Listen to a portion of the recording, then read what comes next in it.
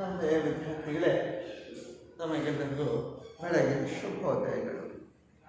ಈಗಾಗಲೇ ಇಂದಿನ ಅವಧಿಯಲ್ಲಿ ಬೀಜಗಣಿತದ ಮೂಲ ಪರಿಕಲ್ಪನೆಗಳು, ಮೂಲ ಕ್ರಿಯೆಗಳಲ್ಲಿ ಸಂಕಲನ, ವ್ಯವಕಲನ, ಗುಣಾಕಾರ ಮತ್ತು ನಿತ್ಯ ಸಮೀಕರಣಗಳ ಬಗ್ಗೆ ಅಭ್ಯಾಸವನ್ನು ಮಾಡ್ತಾ ಇದ್ದೀವಿ.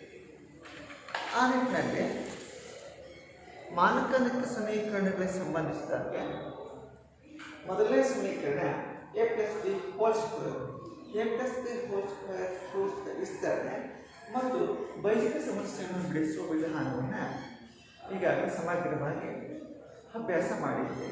ಈ ಬೃಹತ್ ವಿಸ್ತರಣೆ ಕೂಡ ಹಲವಾರು ಸಮಸ್ಯೆಗಳನ್ನು ಬಿಡಿಸುವಂತ ಸಾಗಿದ್ದೇವೆ. ಈ ಹಿನ್ನೆಲೆಯಲ್ಲಿ ಸಾಂಘಿಕ ರೂಪದ ಸಮಸ್ಯೆಗಳನ್ನಿದ್ದಾಗ ಅವುಗಳನ್ನು ಮಾನಕ ನಿತ್ಯ ಸಮೀಕರಣ ಉಪಯೋಗಿಸಿ ಹೇಗೆ ನೀವು ಸಮಸ್ಯೆಯನ್ನು ಬಿಡಿಸಬಹುದು ಅನ್ನೋದನ್ನ ಈ ಅವಧಿಯಲ್ಲಿ ಕಲಿಯೋದು. ಇಲ್ಲೊಂದು ಪ್ರಶ್ನೆ ಈ ರೀತಿ ಇದೆ: ನಿತ್ಯ ಸಮೀಕರಣ ಬಳಸಿ ಈ ಕೆಳಗಿನವರ ಬೆಲೆ ಕಂಡುಹಿಡಿಯಿರಿ. ಮೊದಲನೇ ಪ್ರಶ್ನೆ 103 ಸ್ಕ್ವೇರ್ ಅಂತಿದೆ. ಅಥವಾ ಪ್ರಶ್ನೆ ಈ ರೀತಿ ಕೇಳಬಹುದು: 103ರ ವರ್ಗವನ್ನು ಕಂಡುಹಿಡಿಯಿರಿ, ಅಥವಾ 103ರ ವರ್ಗವನ್ನು a + b ಹೋಲ್ ಸ್ಕ್ವೇರ್ ಸೂತ್ರದ ಸಹಾಯದಿಂದ ಕಂಡುಹಿಡಿಯಿರಿ. ಈ ರೀತಿ ಪ್ರಶ್ನೆ ಸಹಿತ ಕೇಳಬಹುದು. ಅಥವಾ ಸೂಕ್ತವಾದ ನಿತ್ಯ ಸಮೀಕರಣ ಬಳಸಿ 103ರ ವರ್ಗವನ್ನು ಕಂಡುಹಿಡಿಯಿರಿ. ನೋಡಿ ಮಕ್ಕಳೇ, ಈ 103 ಇದೆ ಅಂತ ಹೇಳಿದಾಗ ಈ 103ನ್ನ ಯಾವ ರೀತಿ ಬರೀಬಹುದು? ಇದನ್ನ ಏಕಪದ ಇದೆ 103. ಈ 103ನ್ನ ಯಾವ ರೀತಿ ಬರೀಬಹುದು? ವಿಭಜನೆ ಮಾಡುವಾಗ 10ರ ಗಣಿತಗಳಲ್ಲಿ ವಿಭಜನೆ ಮಾಡೋಣ. ಆವಾಗ ಆ ಕಡೆ ವರ್ಗ ಸಂಖ್ಯೆಗಳ ಬೆಲೆಗಳನ್ನು ಕಂಡುಹಿಡಿಯುವುದು ಬಹಳ ಸರಳ ಆಗ್ತದೆ. 103ನ್ನ ಇದನ್ನ ಈ ರೀತಿ ಬರೀಬೋದಾ? 100 + 3 ಅಂತ ಬರೀಬೋದಾ? 100 + 3 ಅಂತ ಬರುತ್ತೆ.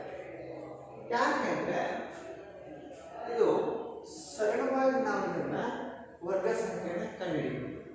ಈ 103ನ್ನ 100 + 3 ಅಂತ ಬಂದ್ರೆ ಹಾಗಾದ್ರೆ 51ರ ವರ್ಗ ಅಂತ ಬರೀತೀರಿ. 51ನ್ನ 50 + 1 ಅಂತ ಬರೀತೀವಿ. ಸಿಮಿಲರ್ಲಿ ಇದನ್ನ ಈಗ 74 ಅಂತಿದ್ರೆ 70 + 4 10ರ ಸ್ಥಾನದಲ್ಲೇ ಬದಲಿಸಿ ಹೋಗ್ತೇವೆ. 10 100 ಸಂಖ್ಯೆ ಅಲ್ವಾ? ಹಾಗೆ 101 ಇದ್ರೆ 100 + 1, 21 21 + 1, 25 20 + 1. ಈ ರೀತಿ ವಿಭಜನೆ ಮಾಡ್ತಾ ಹೋಗ್ತಾರೆ ಅಲ್ವಾ ಮಕ್ಕಳೇ? ಹೀಗೆ 103ನ್ನ 100 + 3 ಅಂತ ಬರೆದ್ರಿ. ಈಗ ನನಗೆ ಬೇಕಾಗಿರ್ತಕ್ಕಂಥದ್ದು 103ರ ವರ್ಗವನ್ನು ಕಂಡುಹಿಡಬೇಕು ಅಲ್ವಾ? 103ರ ವರ್ಗವನ್ನು ಕಂಡುಹಿಡಿದು ಹೇಗೆ ಕಂಡುಹಿಡಿತೀರಿ? 103 ಈ ರೀತಿ ಬರ್ಕೊಡ್ರಿ ಅಲ್ವಾ? ಈ ಒಂದು ಪದ ಬರೀತೀನಿ. ಇಲ್ಲಿ ವರ್ಗ ಅಂತಾನೆ ಇದೆ. ಇನ್ನೊಂದು ವರ್ಡ್ ಸೇರಿಸೋಣ. ಎರಡೂ ಕಡೆ ವರ್ಗ ಮಾಡಿದಾಗ, ಎರಡೂ ಕಡೆ ವರ್ಗ ಮಾಡಿದಾಗ ಅಲ್ವಾ ಮಕ್ಕಳೇ? ಇದನ್ನ 103 ಹೋಲ್ ಸ್ಕ್ವೇರ್ ಅಂತ ಬರೀತೀನಿ. ಇದನ್ನ 100 + 3 ಹೋಲ್ ಸ್ಕ್ವೇರ್ ಅಂತ ಬರೀತೀನಿ. ಸೊ ಈಗ ನಿಮಗೆ ಗೊತ್ತಾಗ್ತಾ ಇದೆ ಇದು ಯಾವ ರೂಪದಲ್ಲಿದೆ? ಇದು a + b ಹೋಲ್ ಸ್ಕ್ವೇರ್ ರೂಪದಲ್ಲಿದೆ. ಹಾಗಿದ್ದಾಗ a + b ಹೋಲ್ ಸ್ಕ್ವೇರ್ ಸೂತ್ರ ಏನು? a² + b² + 2ab. ಇದರ ವಿಸ್ತರಣೆಯ ರೂಪ. ಇಲ್ಲಿ a ಬೆಲೆ ಏನಾಗುತ್ತೆ? 100, b ಬೆಲೆ 3 ಅಲ್ವಾ? ಅಲ್ವಾ ಮಕ್ಕಳೇ? ಈಗ ನೋಡಿ, ಈಗ a ಬೆಲೆ 100 ಇದೆ. ಇದನ್ನ 100 ಹೋಲ್ ಸ್ಕ್ವೇರ್ ಅಂತ ಬರೀಬಹುದಾ? b ಬೆಲೆ 3 ಹೋಲ್ ಸ್ಕ್ವೇರ್ ಹಾಕ್ಬೋದಾ? Plus 2ab. a ಬೆಲೆ 100, b ಬೆಲೆ 3 ಅಲ್ವಾ? ಈಗ 100 ಹೋಲ್ ಸ್ಕ್ವೇರ್ ಅಂತಿದೆ. 100 ಹೋಲ್ ಸ್ಕ್ವೇರ್ ಅಂದರೆ 100 × 100 ಅಂತ ಬರೀಬಹುದಾ? 100ನ್ನ 2 ಬಾರಿ ಬಳಸ್ತಾನೆ. 3 ಹೋಲ್ ಸ್ಕ್ವೇರ್ ಅಂದರೆ 3ನ್ನ 2 ಬಾರಿ ಬಳಸ್ತೇವೆ. ಹಂಗಾಗಿ 3 × 3 ಅಂತ ಹೇಳ್ತಾರೆ. ಇದು ನೇರವಾಗಿ ಉತ್ತರ ಇಟ್ಟರು ಕೂಡ ತಪ್ಪೇನಿಲ್ಲ. ಸೊ ಈಗ ಅಲ್ಪಾವರಣದಲ್ಲಿರುವ ಸಂಖ್ಯೆಗಳನ್ನ ಕೊಟ್ಕೊಳ್ಳಿ. ಎ ಮತ್ತು ಬಿ ಬೆಲೆ 100 ಮೂರಲೆ 300. ಈಗ 100ರಿಂದ ಗುಣಾಕಾರ ಮಾಡಿ 100 1 0 0 100 1 0 0 100 ಒಂದಲೇ 100 ಸರಿ. ಇದರ 100 ಇಂಟು 100 ಎಷ್ಟಾಯಿತು? 10,000. ಇಲ್ಲಿ ನೋಡಿ ಎಡಬದಿಯಲ್ಲಿ 2 0 ಅಂತ ಬಲಬದಿಯಲ್ಲಿ 2 0 ಒಟ್ಟು ಎಷ್ಟು ಸೊನ್ನೆಗಳಾಯಿತು? 4 ಸೊನ್ನೆಗಳಾಯಿತು.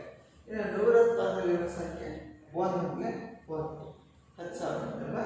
Plus 3 3 9 plus 3 2 6 7 3 2 6. ಈಗ ಇದಷ್ಟನ್ನು ಕೂಡ ಕೂಡೋಣ. ಕೂಡಿದಾಗ 10,000 ಪ್ಲಸ್ ಇವೆರಡು ಕೂಡಿ 609. ಪುನಃ ಕೂಡಿ 10,609. ಯಾವ್ದು ಬೆಲೆ ಇದು? 103ರ ವರ್ಗದ ಬೆಲೆ ಅಲ್ವಾ? ಈಗ ನೀವು ಈ 103ರ ವರ್ಗದ ಬೆಲೆ 10,609 ಅಂತ ನೀವು ಹೇಳಿದಾಗ ಅಲ್ವಾ? 10,609 ಅಂತ ಹೇಳಿದಾಗ ನೀವು ಉತ್ತರವನ್ನು ತಾಳೆ ನೋಡ್ಬೋದು. ಹೇಗೆ ನೋಡ್ತೀರಿ?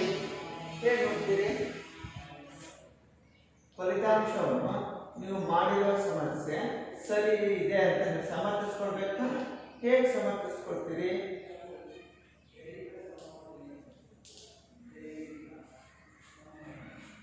ಹೇಗಿರ್ತೀರಿ? ಈಗ ನೋಡಿ, ಈ 103 ಹೋಲ್ ಸ್ಕ್ವೇರ್ ಇದೆ. 103 ಹೋಲ್ ಸ್ಕ್ವೇರ್ನ ಏನಂತ ಬರೀಬೋದು?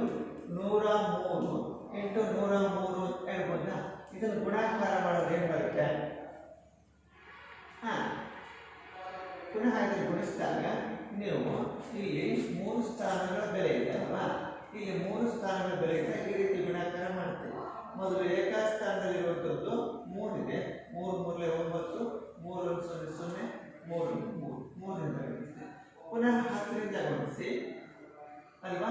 10 3 30 10 10 ಒಷ್ಟನ್ನು ಕೂಡಿ 3 3 6 1 0 1 10,609. ಸೊ ನೀವು ಗುಣಾಕಾರ ಮಾಡಿದಾಗ ನಿಮ್ಮ ಉತ್ತರ ಇಷ್ಟೇ ಬರ್ತದೆ. ಹಾಗಿದ್ದಾಗ ಲೆಕ್ಕಾಚಾರ ಮಾಡಿದಾಗ ಬರುವಂತಹ ಉತ್ತರ ಮತ್ತು ತಾಳೆ ನೋಡಿದಾಗ ಸಾಂಪ್ರದಾಯಿಕ ವಿಧಾನದಲ್ಲಿ ಗುಣಾಕಾರ ಮಾಡಿದಾಗ ಬರುವಂತಹ ಉತ್ತರ ಎರಡು ಕೂಡ ಸಮಾನವಾಗಿದೆ ಅಲ್ವಾ ಮಕ್ಕಳ? ಈ ರೀತಿ ಇಂತಹ ಸಮಸ್ಯೆಗಳನ್ನ ಬಿಡಿಸ್ತೇವೆ. ಹಾಗಿದ್ದಾಗ ಇನ್ನೊಂದು ಸಮಸ್ಯೆ ನಾವು ಹೇಳಿದಾಗ ನೀವು ಹೇಗೆ ಬಿಡಿಸ್ಬೋದು ಅಂತ ನೋಡ್ತೀರಾ? ಈಗ ನನ್ನ ಪ್ರಶ್ನೆ ಮತ್ತೊಂದು, ಇಲ್ಲಿ 71 ಸ್ಕ್ವೇರ್ ಅಂತ ಬರುತ್ತೆ ಅಲ್ವಾ? 71 ಸ್ಕ್ವೇರ್. ಹಾಗಿದ್ದಾಗ 71 ಸ್ಕ್ವೇರ್ ಇದ್ದಾಗ ಇದನ್ನು ಹೇಗೆ ಬಿಡಿಸ್ತೀರಿ ಅಲ್ವ ಮಕ್ಕಳೇ? ಇಲ್ಲಿ 103 ಇದ್ದಾಗ 100 ಪ್ಲಸ್ 3 ಅಂತ ಬರೆದ್ರೆ 71 ಸ್ಕ್ವೇರ್ ಇದ್ದಾಗ ಏನಂತ ಬರೀತೀರಿ? 70 ಪ್ಲಸ್ 1 ಅಂತ ಬರೀತಾರೆ ಅಲ್ವಾ? ಹಾಗಿದ್ದಾಗ ಇಂತಹ ಸಮಸ್ಯೆಗಳನ್ನು ಹೇಗೆ ನೀವು ಬಿಡಿಸ್ಲಿಕ್ಕೆ ಪ್ರಯತ್ನ ಮಾಡ್ತೀರಲ್ವಾ?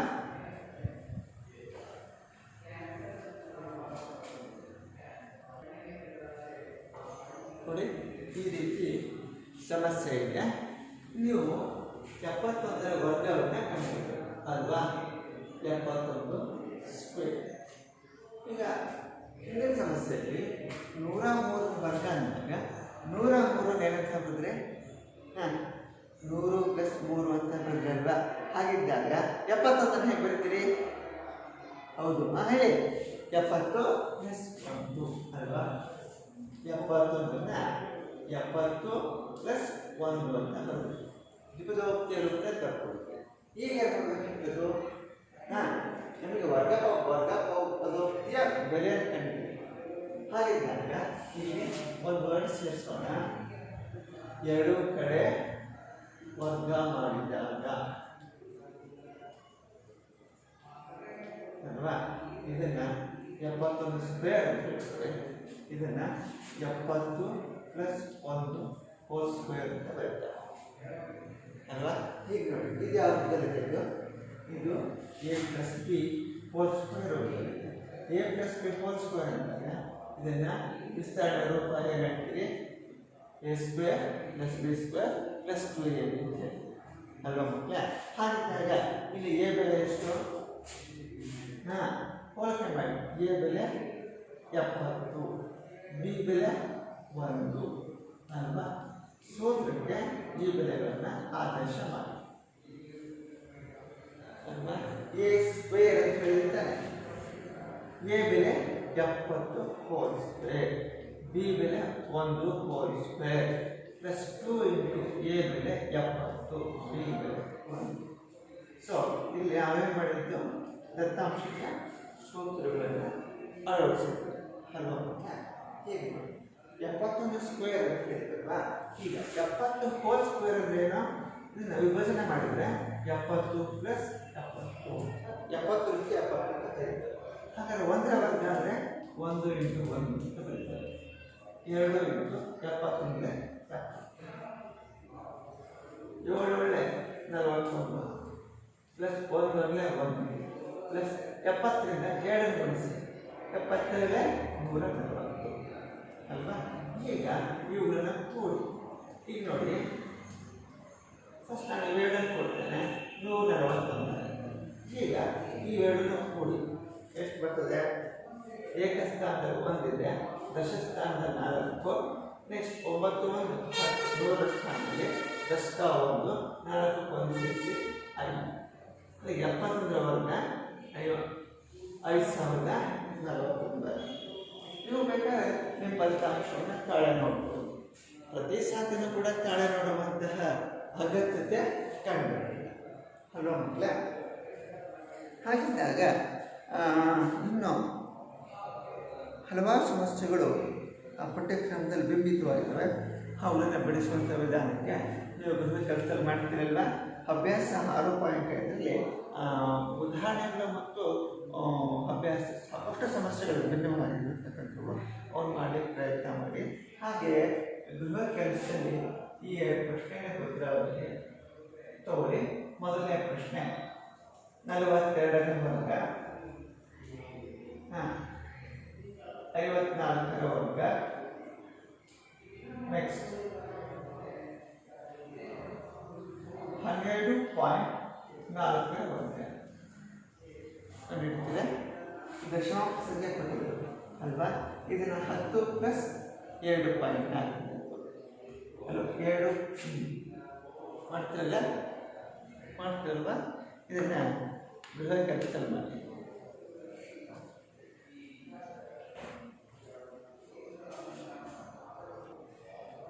ನೋಡಿ ಈ ಸಮಸ್ಯೆ ಈ ರೀತಿ ಇದೆ. ನೀವು ಹಿಂದಿನ ಅವಧಿಯಲ್ಲಿ ಮಾನಕ ಗಣಿತ ಸಮೀಕರಣದಲ್ಲಿ ಮೊದಲನೇ ಸೂತ್ರ ನೋಡಿದರೆ A plus b whole square equals a square plus b square plus 2a ಎಂದು ಸಾಧಿಸಿದೆ. ಎರಡನೇ ಪ್ರಶ್ನೆ ಈ ರೀತಿ ಇದೆ, A minus b whole square equals a square plus b square minus 2ab ಎಂದು ಸಾಧಿಸಿ ಅನ್ನೋದಕ್ಕೆ.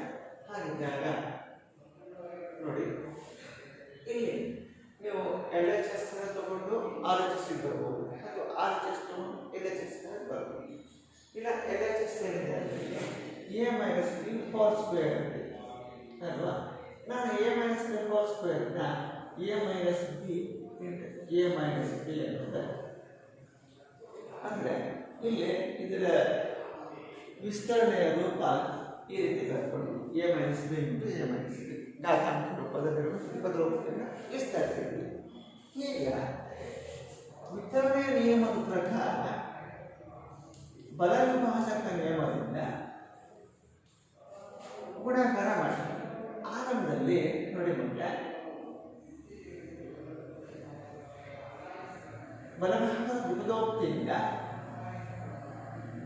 ಮೊದಲನೇ ದ್ವಿಪದೋಕ್ತಿಯನ್ನು ಗುಣಿಸ್ತಾರೆ ಚರಾಕ್ಷರ ಎ. ಅದೇ ತರನಾಗಿ plus of A minus b into ಬಲಭಾಗದ ದ್ವಿಪದೋಕ್ತಿ ಎರಡನೇ ಚರಾಕ್ಷರ ಮೈನಸ್ ಬಿ ಇಂದ ಮೊದಲನೇ ಬೀಜೋಕ್ತಿ ಎ ಮೈನಸ್ ಬಿ ಗುಣಿಸ್ತಾರೆ ಅಲ್ವಾ. ಈಗ ದ್ವಿಪದೋಕ್ತಿಯನ್ನು ಏಕಪದೋಕ್ತಿಯಿಂದ ಗುಣಿಸಬೇಕು. ಈಗ A into A square plus into minus minus A into B A. ಈಗ ಮೈನಸ್ ಬಿಯಿಂದ ಗುಣಿಸಬೇಕು, plus into minus minus A into B A b, minus into minus plus, again plus into plus plus B into B B square ಅಲ್ವಾ. ಈಗ ನೋಡಿ a minus b whole square equals a square. ಇವೆರಡು ಸಜಾತಿ ಬೀಜ ಪದಗಳಾಗುತ್ತೆ. Minus a b minus a b ಮೊತ್ತ ಏನಾಗುತ್ತೆ minus 2ab plus b square. So a minus b whole square equal ಇದನ್ನು ಈ ಬಹುಪದ ಆದರ್ಶ ರೂಪಕ್ಕೆ ಬರೆಯೋಣ. ಆಗ a square plus b square minus 2ab ಇದು a minus b whole square ಬೀಜೋಕ್ತಿಯ ವಿಸ್ತರಣೆಯ ರೂಪ. ಹಾಗಿದ್ದಾಗ ಈ ಮಾನಕ ರೀತಿಯ ಸಮೀಕರಣ ಉಪಯೋಗಿಸಿ ಕೆಲವು ಬೈಸಿಕ ಸಮಸ್ಯೆಗಳನ್ನು ಬಿಡಿಸಲಿಕ್ಕೆ ಸಾಗೋಣ.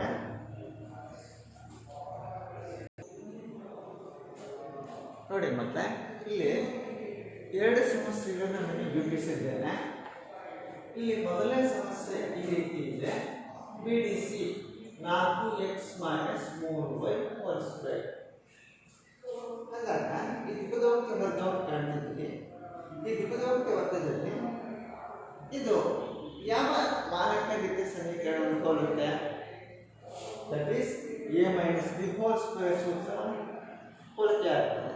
ಹಾಗಿದ್ದಾಗ ಇದನ್ನು a square plus b square minus 2ab ಅಲ್ವಾ. ಇದು a minus b whole square ರೀತಿಯ ಸಮೀಕರಣದ ವಿಸ್ತೃತ ರೂಪ.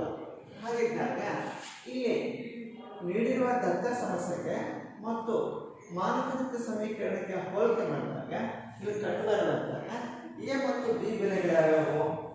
ಈಗ ನಾನು ಬಾಣದ ಗುರುತನ್ನು ತೋರಿಸಿದ್ದೇನೆ ನಿಮಗೆ. ಹಾಗಿದ್ದಾಗ ಎ ಬೆಲೆ 4x, ಬಿ ಬೆಲೆ 3y ಅಲ್ವಾ.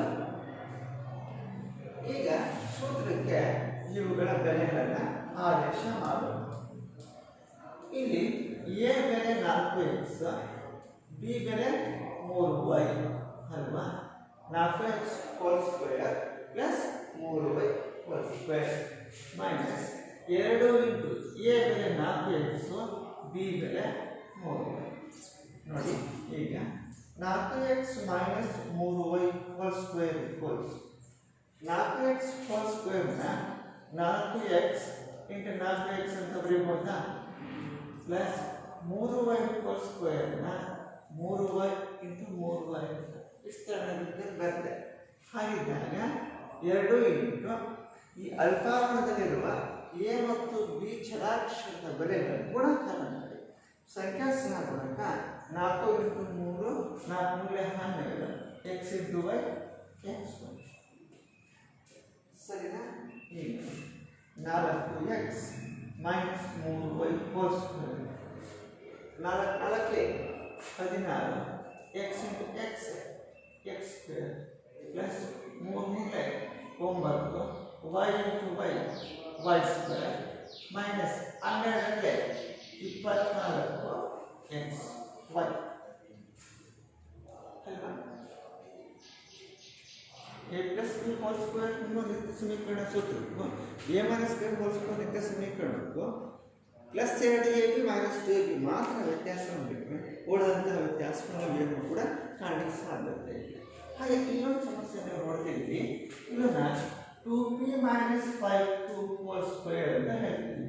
ಹಾಗಿದ್ದಾಗ ಇದು ಬೀಜೋಕ್ತಿಯ ನಿತ್ಯ ಸಮೀಕರಣ ಯಾವುದನ್ನು ಹೋಲುತ್ತದೆ? That is a minus b whole square ಸೂತ್ರನ ಹೋಲುತ್ತದೆ. ಹಾಗಿದ್ದಾಗ ಇದರ ವಿಸ್ತರಣೆಯ ರೂಪ a square plus b square minus 2ab ಅಲ್ವಾ. ಇಲ್ಲಿ ಎ ಬೆಲೆ ಎಷ್ಟು? 2p, ಬಿ ಬೆಲೆ 5q ಅಲ್ವಾ. ಈಗ ಸೂತ್ರಕ್ಕೆ ಈ ಬೆಲೆಗಳನ್ನು ಆದೇಶ ಮಾಡಿ. ಹಾಗಿದ್ದಾಗ ಎ ಬೆಲೆ 2, ಬಿ ಬೆಲೆ 5q 2p hole square plus 5q hole square minus A ಬೆಲೆ 2p, ಬಿ ಬೆಲೆ 5q.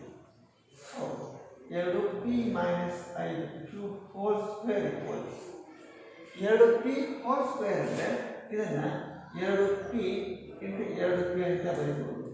5q ಹೋಲ್ ಸ್ಕ್ವೇರ್ ಅಂದರೆ ಇದನ್ನು 5q ಇಂಟು 5q ಅಂತ ಬರೀಬಹುದು. Minus 2 into 5 10 e into q P.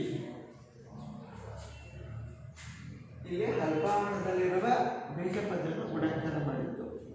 ಈಗ ಮುಂದುವರೆದ ಬಂದರೆ 2p minus 5q whole square holes 2p into 2p ಎಂದಾಗ ಅದರ ಗುಣಲಬ್ಧ 4p square again plus 5q into 5q 5 25 q into q 25 q square again plus into minus minus 10 20 p ಅಲ್ವಾ. ಈ ರೀತಿ ಸಮಸ್ಯೆಗಳನ್ನು ಬಿಡಿಸ್ತಾ ಹೋಗ್ತದೆ. ಹಾಗಿದ್ದಾಗ ಇನ್ನು ನೀವು ನೋಡಿದ್ರೆ ಇಲ್ಲಿ ಘಾತ ಸೂಚಿ ಚರಾಕ್ಷರದ ಘಾತ ಸೂಚಿ ಗರಿಷ್ಠ ಒಂದೇ ಇದೆ ಪಿ ಮತ್ತು ಕ್ಯೂ. ಆದರೆ ಅವುಗಳ ಮಹತ್ತಮ ಘಾತ ಎರಡು ನೀಡಿದಾಗ ಅಂಥ ಸಮಸ್ಯೆಗಳನ್ನ ಹೇಗೆ ಬಿಡಿಸ್ಬೋದು ಅಂತ ನೋಡ್ತೀರಲ್ಲ. ನೋಡಿ ಈ ಸಮಸ್ಯೆಗಳನ್ನು ನೋಡಿ, ಇಲ್ಲಿ ಎರಡು ಭಿನ್ನವಾಗಿ ಕಾಣ್ತಾ ಇದೆ. ಇದರಲ್ಲೂ ಕಲಿತಿರ್ತಕ್ಕಂಥ ಎಲ್ಲ ತರಗತಿಗಳು ನೋಡಿದಾಗ ಇಲ್ಲಿ ಬರುವಂತಹ ಸಮಸ್ಯೆಗಳು ಭಿನ್ನತೆ ಕಾಣ್ತಾ ಇದೆ ಅಲ್ವಾ. ಇಲ್ಲಿ 6x² minus 5y whole square ಅಂತಿದೆ.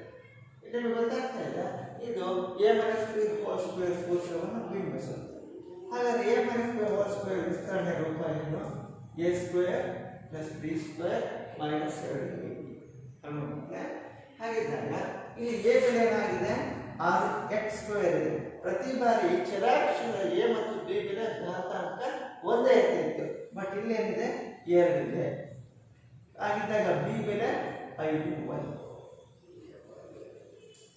ಸೊ ಈಗ ಸೂತ್ರಕ್ಕೆ ಇವುಗಳ ಆದೇಶ ಮಾಡಿ ಬೆಲೆಗಳನ್ನು. ಇಲ್ಲಿ a ಬೆಲೆ 6x² ಹೋಲ್ ಸ್ಕ್ವೇರ್ ಆವರಣಾತ್ಮಕ ವಿವೇಚನೆ ಇರಬೇಕು. ಪ್ಲಸ್ ಬಿ ಬೆಲೆ 5y ಹೋಲ್ ಸ್ಕ್ವೇರ್. ಎ ಬೆಲೆ 6x², ಬಿ ಬೆಲೆ 5y ಅಲ್ವಾ. ಓಕೆ, 6x ಹೋಲ್ ಸ್ಕ್ವೇರ್ ಅಂದರೆ 6x ಇಂಟು 6x ಅಂತ ಬರೀತಾ ಇದ್ದೀರಿ. ಇಲ್ಲಿ 6x² ಇದೆ ಆಧಾರ ಸಂಖ್ಯೆ. 6x² ಹೋಲ್ ಸ್ಕ್ವೇರ್ ಇದ್ದಾಗ ಇದನ್ನ 6x² ಇಂಟು 6x² ಅಂತ ಬರೀತಾರೆ ಅಲ್ವಾ. ಪ್ಲಸ್ 5y ಹೋಲ್ ಸ್ಕ್ವೇರ್ ಅಂತಿದೆ, ಇದನ್ನ 5y ಇಂಟು 5y ಅಂತ ಬರೀಬೋದಾ.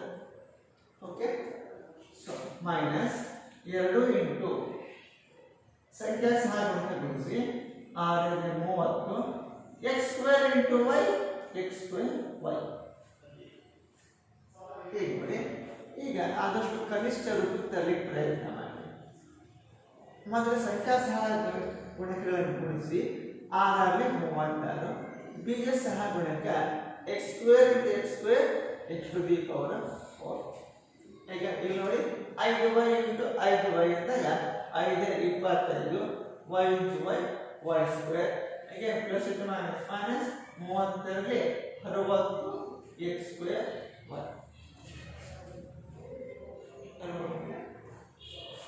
ಈಗ ಇನ್ನೊಂದು ಸಮಸ್ಯೆ ಇದೆ ನೋಡಿ. 0.4p minus 0.5q whole square ಅಂತ ಹೇಳ್ತಾರೆ. ಹಾಗಿದ್ದಾಗ ಇದು a minus b hole square ಸೂತ್ರವನ್ನು ಹೋಲಿಕೆ ಮಾಡಿ. ನಿಮಗೆ ಗೊತ್ತಿದೆ a minus b whole square ನ ವಿಸ್ತರಣೆಯ ರೂಪ a² plus b² minus 2ab ಅಂತಿದೆ. ಇಲ್ಲಿ ನಾವು ನೀಡಿರುವಂತಹ ಸಮಸ್ಯೆ ದಶಮಾಂಶ ಸಂಖ್ಯೆ ಇದೆ ಅಲ್ವಾ. ಹಿಂದಿನ ತರಗತಿಯಲ್ಲಿ ಭಿನ್ನರಾಶಿ ಲೆಕ್ಕಗಳು ನೋಡಿದ್ರಿ. ಈಗ ದಶಮಾಂಶ ಸಂಖ್ಯೆಗಳನ್ನು ಕೊಟ್ಟಿದ್ದಾರೆ. ಇಲ್ಲಿ a ಬೆಲೆ 0.4p, b ಬೆಲೆ 0.5q. ಹಾಗಿದ್ದಾಗ 0.4p minus 0.5q hole square equals a². a ಬೆಲೆ 0.4p hole square plus b ಬೆಲೆ 0.5q hole square minus 2 into a ಬೆಲೆ 0.4p ಇಂಟು b ಬೆಲೆ 0.5q ಅಲ್ವಾ. ಹೀಗೆ ನೋಡಿ, ಇಲ್ಲಿ ನೀಡಿರುವಂತಹ ಸಮಸ್ಯೆ ಈ ರೀತಿ ಇದೆ. ಇಲ್ಲಿ 0.4p ಹೋಲ್ ಸ್ಕ್ವೇರ್ ಅಂದಾಗ 0.4p ಇಂಟು 0.4p ಅಂತ ವಿಸ್ತರಣೆ ಬರ್ಕೊಂಡು ಅಲ್ವಾ ಮಕ್ಕಳೇ. ಈಗ ನೋಡಿ 0.5q ಅಂತಿದೆ, 0.5q ಇಂಟು 0.5q ಅಲ್ವಾ. ಸೊ ಹಾಗಿದ್ದಾಗ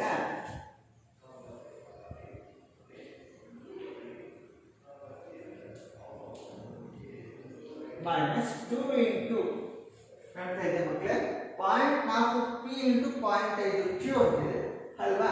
0.4p ಇಂಟು 0.5 ಗುಣಾಕಾರ ಮಾಡಿ ದಶಮಾಂಶ ಸಂಖ್ಯೆಗಳ ಗುಣಾಕಾರ ಇದು 0.4 ಇಂಟು 0.5 5ರಿಂದ ಗುಣಿಸ್ತೀರಿ, 5 4 20 ಹಾಗೆ 0ಯಿಂದ ಗುಣಿಸಿ 0 4 0 0 1 0 0 ಅಲ್ವಾ. ಇವುಗಳ ಮೊತ್ತ ನೋಡಿ 0 2 0 ಬರ್ತದೆ. ಆದರೆ ದಶಮಾಂಶ ಬಿಂದು ಬಲಭಾಗದಲ್ಲಿ ಒಂದು ಸ್ಥಾನದ ನಂತರ ಇದೆ, ಎಡಭಾಗದಲ್ಲಿ ಒಂದು ಸ್ಥಾನದ ನಂತರ ಇದೆ.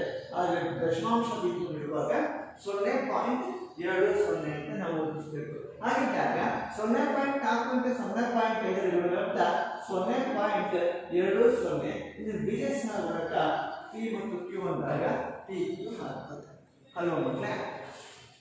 again 0.4p 0.5q hole square equals ಮೊದಲು ನೋಡಿ again 0.4 ಇಂಟು 0.5 ಗುಣಾಕಾರ ಮಾಡಿದ್ರೆ ಅದೇ ತರ 0.4 ಇಂಟು 0.4 ಗುಣಾಕಾರ ಮಾಡಿದ್ರೆ ಬರುವಂತಹ ಗುಣಗಳಿಂದ 0.16 again p into p square plus 0.5 into 0.5 0.25 q into q square plus into minus.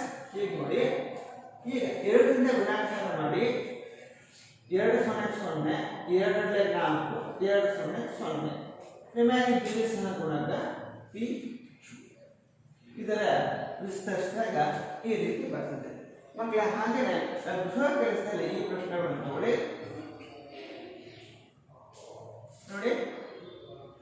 3a square minus 4b square whole square.